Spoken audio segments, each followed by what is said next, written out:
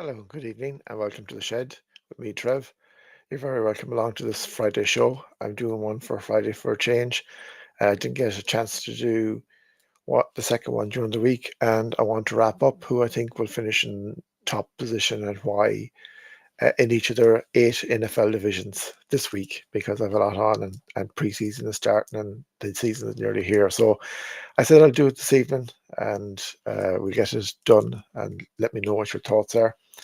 And also, I'll talk a little bit about the James Cook's new contract, new 4-year deal, and also any other little bits and pieces that might pop up during the conversation or has made news in the NFL during this week.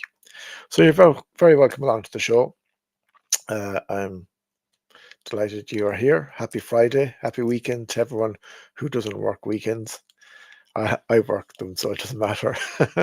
But anyway, what I'm going to do this evening is I'm going to uh, tell you who I think will finish first in all 8 divisions and just why I have them ahead of the other teams. And do I think they're way ahead or not? Also, I will be looking at the James Cook deal and any other bit of NFL news that's along the way. So I'm going to start tonight in the NFC West. So in the NFC West, who I've gone for is the Los Angeles Rams. Now, right now, if everything kicks into place, I have them first, San Francisco 49ers second, Seattle Seahawks third, and Arizona Cardinals fourth. Is this a division I think they will run away right now? No, because their quarterback, Matthew Stafford, there is a big question mark whether he'll be able to play this season or not for them. So, like, Matthew Stafford is up there in the top 2 tiers of the NFL's quarterbacks. Whether it be you look over the last 10 years or you look over the last 2 years. He brought this team to the NFC champion or divisional round last year, sorry, where they narrowly lost to the Eagles. And he is a major piece, even though he's 37 years of age. They have Jimmy Garoppolo as a backup quarterback, a quarterback who was at the 49ers and who did get to a Super Bowl.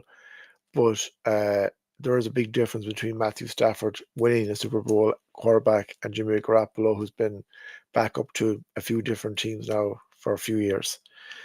Wide receiver, they brought in Devontae Adams this year. Devontae Adams didn't have the best of years with the New York Jets last season, and he had a sort of sour ending in my eyes with the Raiders. But near the end of last season, he did start to show some form. Now, if he can show some form, he's there with Puka Nacua as well. And that will give Matthew Stafford a good options amongst others to throw the ball to. There's Tutu Atwell and Xavier Smith as other options there. You also have Kyron Williams and Blake Corum running backs, and Kyron Williams just signed a new contract, and his contract I think helped bring the end to the James Cook saga because Cook is on more, but like they're around the same age, and probably James Cook did see where Kyron Williams wasn't getting the big 15 million plus deal. He realized it's time to settle and get things sorted. Tight end, they have Tyler Higbee too, who's a good option for them, and they have a very solid defense as well. If Matthew Stafford is fit, and this is all ifs and buts, and everything plays out, then I think the Rams will win the division.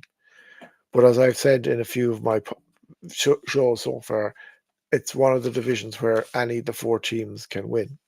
I wouldn't write off any of them to be fourth, or I wouldn't write off any of them to be first. But just going looking at the teams on paper, this is my opinion right now on where things stand. The next division we're going to look at is the NFC South.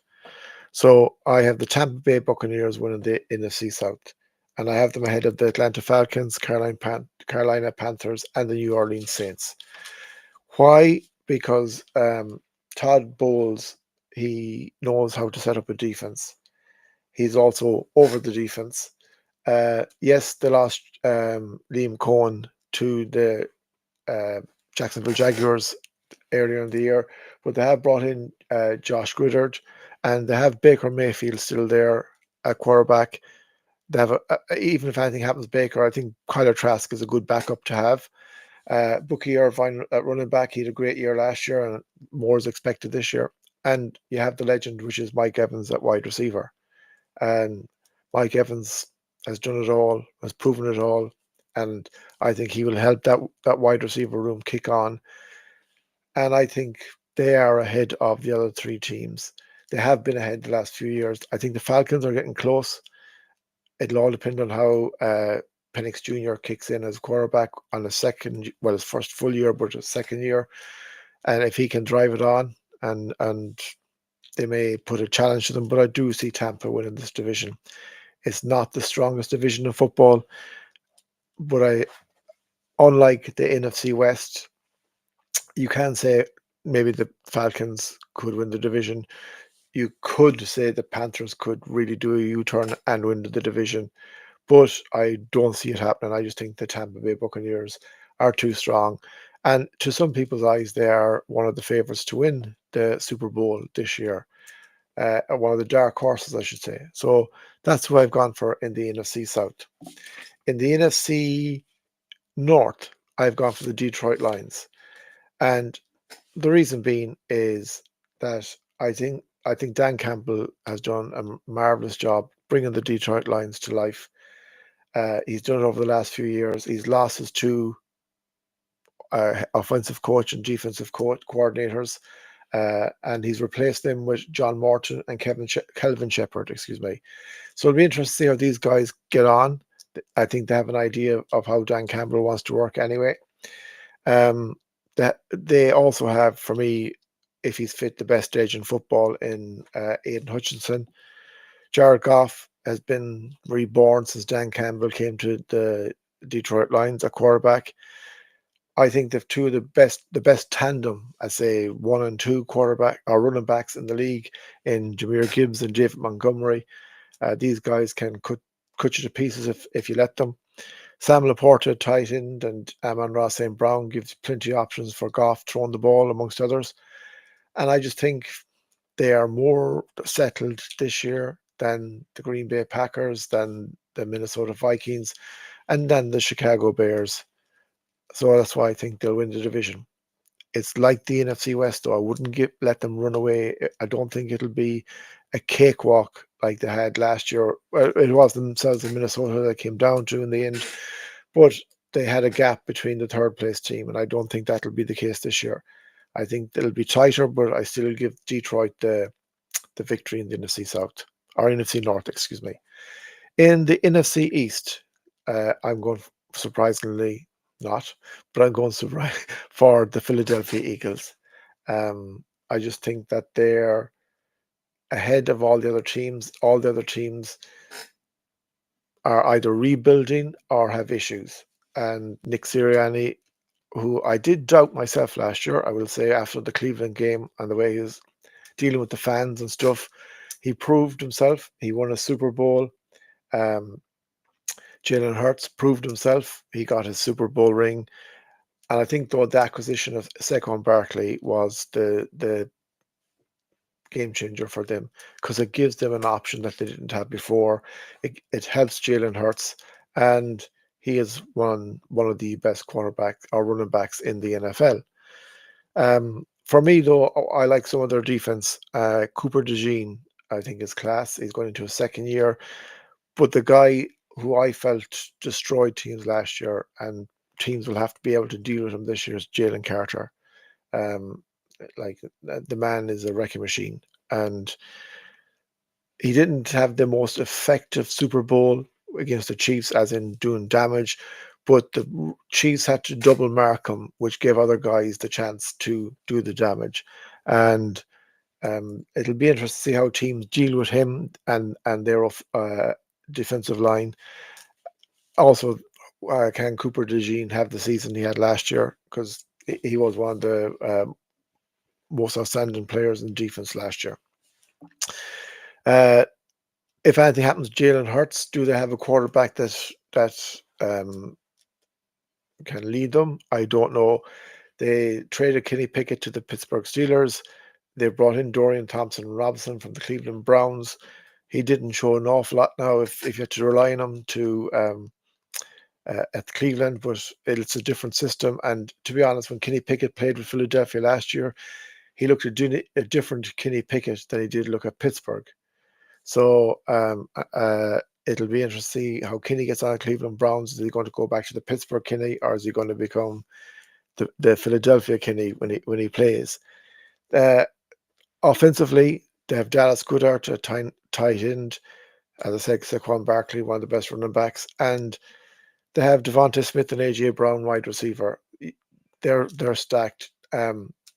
The reason I have them ahead by a bit is the Washington Commanders are struggling to make a deal with Terry McLaurin, and I think that's going to decide whether if he signs the deal, whether they'll make it as a team that can go to the playoffs and push for the NFC Championship, or if he doesn't sign the deal, what do they get for him, and how do they cover? Because he was class with Jaden Daniels last year. Then you look at the Dallas Cowboys, and Micah Parsons' contract not been sorted is huge because it will have an effect in the locker room. And this is a guy that fully deserves his contract because he's proven himself year after year after year after year. And he wants to be a Dallas Cowboy, but Jerry Jones is playing hard to get. So there are my four teams. So NFC West, Los Angeles Rams; NFC South, Tampa Bay Buccaneers; NFC North, Detroit Lions; and NFC East, Philadelphia Eagles. Now we go to the AFC. So in the AFC West, I have, again, like a few of the other divisions, no surprise, I have the Kansas City Chiefs. Yes, I think the Broncos and Chargers will close the gap, but they're still loaded in defense. They've Trent McDuffie, Chris Jones, Nick Bolton. Nick Bolton is one of my favorite players in the NFL because he can always get in there, do the job. The only thing is for Chris Jones, he's been around for a good few years and will have a lot of mileage under the belt, but it'll be interesting to see how they use him. They have Mahomes, one of the top quarterbacks in the league. They brought in Gardner Minshew and Bailey Zappi this year as backup cover. I wouldn't really want either of them playing, but that's who they have. Then they have Kareem Hunt and Isaiah Pacheco, running back; Noah Gray, Travis Kelce, tight end; Hollywood Brown, Rashee Wright, Juju Smith-Schuster, and Xavier Worthy, wide receiver. Now I know Rashee Rice is heading for a suspension, but when will his suspension be? There's a lot of memes on the internet saying, well, Addison got the suspension from the Vikings straight away, but he's not getting his suspension until after the first 3 or 4 games, and the Chiefs have a tough start. So it'll be interesting to see when will Rashee Rice get it and how long it'll be. But I still have them ahead of the other 3 teams, but it will get closer. In the AFC South, I have the Houston Texans. Now, again, like the NFC South, this is not the strongest division of football. And I'm not blown away by the Houston Texans. I know 2 years ago, D'Amico Ryans did a brilliant job, and so did CJ Stroud, and they looked absolutely amazing. But last year, sort of either the wheels came off or they leveled off, one of the two. I still think they're strong enough. I think it's a big season for Stroud. I think they have in defense Derek Stingley Jr. and Will Anderson, two of the finest footballers. Will Anderson, I've been a fan since he got drafted, and they have more, but they're two of the guys I like to watch. Nick Chubb is one of the running backs this year. They've Dalton Schultz, tight end, and Nico Collins and Christian Kirk, wide receiver. So they have good weapons to throw, and hopefully Nico Collins will have recovered from his horrific injury and have a clean season, because he is outstanding when he plays. It's just when you look at the rest, will Tennessee put it up to them? I don't know. Will Jacksonville Jaguars put it up to them? I don't know. And then I very doubt, but I could be wrong, the Indianapolis Colts will put it up to them. I just think they're the weakest out of the 4. But time will tell. But that's who I have winning the AFC South. In the AFC North, I have the Baltimore Ravens winning the division. I just think they're the strongest team in that division. They brought in Jair Alexander from the Green Bay Packers, a cornerback. They have Marlon Humphreys. Defensive line, they've Nadami Madabuke, excuse me if I've said that wrong. And they're very strong defensively. Then Lamar Jackson is quarterback, and they have a very good backup quarterback in Cooper Rush, who used to be at the Cowboys. And anytime he had to go in for Dak Prescott, he had a very good record playing, and he's a quarterback that can play. So they have a backup if anything ever happened to Lamar. Running back, they have Derrick Henry and Keaton Mitchells. And Derrick Henry, you don't need to say any more, the man's a machine. You need 2 or 3 men in front of him to stop him. He is getting on a little bit, so it'll be interesting to see will the wear and tear from his previous years affect him this year much. But again, um, he's the reason, no more than Saquon Barkley, why the Ravens are rated so high. Mark Andrews, and say what you want about a drop catch, all players have them. And I don't think it would have made any difference if he caught it. I think on that night, the Bills would have beaten the Ravens. But he is a quality tight end. Isaiah Likely, similar. Then wide receiver, they've Rashad Bateman, Zay Flowers, and they've brought in DeAndre Hopkins from the Kansas City Chiefs this year. And for me, it's experience. How much he'll be used, I don't know. But the other 2 guys are flyers anyway. So and I just think with Cincinnati's lack of a defense or quality defense, I don't trust Pittsburgh's quarterback. I don't care. He's 40 something, 41, 42. He might win a game or 2, but he ain't going to set the world alight. And the Cleveland Browns, well, they're the Cleveland Browns for a reason. Then that's why I have the Baltimore Ravens winning this division. And then we move to the AFC East. And no surprise, I have the Buffalo Bills winning the AFC East. And I'll go into it, but people know why. We have the best quarterback in the league, the MVP, Josh Allen. We have wide receivers now that I think will come into their own. You have Kahil Shakir, Keon Coleman, Josh Palmer, and Elijah Moore are 2 new ones. Curtis Samuel has been there for a year. Yes, we did lose Mac Hollins, and I think he was a big loss to the team. But these guys will come in with experience, and I think they will kick on. James Cook has signed his deal. I'll talk about that in a few minutes. Ray Davis and Ty Johnson, and Ray Davis can show he can kick a ball as well at running back. At tight end, we have Dawson Knox and Dalton Kincaid. Very, very strong. Fullback, we've Reggie Gillum, a player I really, really like and doesn't get the credit he deserves because he plays a very important role. But for me, we have one of the best offensive lines in the NFL. Deion Dawkins, David Edwards, Conor McGovern, Osiris Torrance, and Spencer Brown. And we have backup to go with it. Our defense, well, Gregory Rousseau signed a new deal. Jaquan Jones, Ed Oliver, brought in Joey Bosa for a year. If he can stay fit at defensive edge, it'll be a huge, huge boost. But then you have AJ Epinesa there as well, and Javon Solomon. Matt Milano, Terrell Bernard, Dorian Williams, Christian Binford, Tyler Rapp, Damar Hamlin, Maxwell Harrison, Tyron Johnson, Tre'Davious White, Cole Bishop, Dane Jackson. This is a defense where all these names, Joe Andreessen, TJ Saunders can all play. I'm reading them out because I don't want to miss some of the names. The kicker, then, we've Tyler Bass. It's a big year for Tyler Bass. I think he kind of got himself back, but he into the good books. Last year, he did kick some big scores for us when we needed them. He is injured at the minute, but he's not to be taught to be too serious, and hopefully he could kick this weekend yet against the Chicago Bears. But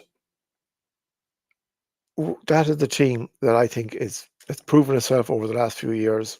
There will be ins and outs between now and the start of the season. There is pressure on Sean McDermott. There is pressure on Brandon Beane. There is pressure on Josh Allen by the media. And that is it's a different story in a way that Super Bowl, but in this division, the New England Patriots see that. The New York Jets will improve, but right now I just see them finishing fourth, but Aaron Glenn will get that done.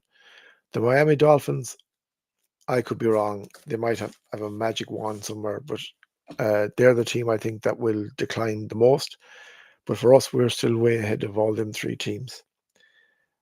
Talking about then the Super Bowl and the pressure, I don't take into this argument where Josh Allen, who wins the MVP, isn't classed the same as Mahomes because Mahomes is 0-4 in meetings in the off season, even though in the regular season Allen has the better record. And I'm not going to pick on sour grapes or anything, but last year, going through that AFC Championship game, Josh Allen, the Buffalo Bills, and God wasn't going to win that game when the referees were making the calls they were making. And you can say, well, you had a fourth down and Kincaid dropped the ball. Yes, he did, but we had a first down not given. They had a ball caught that wasn't a catch at all, and brought them to the 1 yard line where they got a touchdown. And amongst other things, they're the two big ones that stand out, but there was others. So you can have Josh Allen, Joe Burrow, Lamar Jackson all playing together with the best players from every other team mixed in with the Buffalo Bills players, and they weren't winning that night because it wasn't happening. The Chiefs were going to the Super Bowl, and the NFL can say what they want. It was written as plain as anything that day. Buffalo weren't winning, so that's the reason it's 0-4. Hopefully, this year with the new rules and with the pressure that will be on the NFL or the scrutiny by teams and pundits from that game last year, that it will happen that everything is ref fairly. We don't want anything else, only fair. And if you're beaten fairly, you walk away and you go, I have to learn. But when you're not beaten fair, it leaves a sour taste in your mouth. And, um, and then you hear these pundits trying to cover it up because them calls make huge changes in the game. That first down wouldn't have given the ball to the Chiefs and we'd have been driving. Probably worst case scenario, we'd have had a field goal and be ahead of them. They went down the field and scored. And yes, our defense didn't do its job when we didn't have the ball, but they didn't need to be on the field because we should have been. And these are ifs and buts and maybes, but we're fans. That's fine. So the next thing I want to talk about is the James Cook deal. And am I happy? 110 million% I'm happy. I'm delighted it's sorted. I'm delighted it's done. I'm delighted James Cook will be back in the field for the Buffalo Bills for the next 4 years. I don't know whether it's a good deal or bad deal. That's Brandon Beane's job, but I wanted James Cook to stay. And I'm glad he has decided to stay. And I hope now he gets his head in the game and gives us James Cook 2024 plus more because he was awesome last year. It's a 4 year deal. It's 48 million, and I think it's 30 million guaranteed. Now, I've heard pundits on the telly go, oh, well, he will never see the end of that deal. That he's only doing it for the 30 million guarantee. Who knows? Who knows? And I hope he will because he's outstanding. You have Ray Davis and Ty Johnson there. Them three were together all last season, were brilliant. So hopefully this year they will kick on. It's time now to focus on the field and forget about the contracts and all this, and let's get to business. In other NFL news, um, for me, the Jackson Dart is going to get more time. I think playing this weekend for the Giants. I think if he has a good weekend this year, he could really push Wilson for a starting place, or if not, coming in pretty early in the season because he looked good last weekend. But the big news from the Cleveland Browns is Shadur Saunders. Has some kind of a pec injury, and they reckon he's still only fourth on their roster. So he'll miss.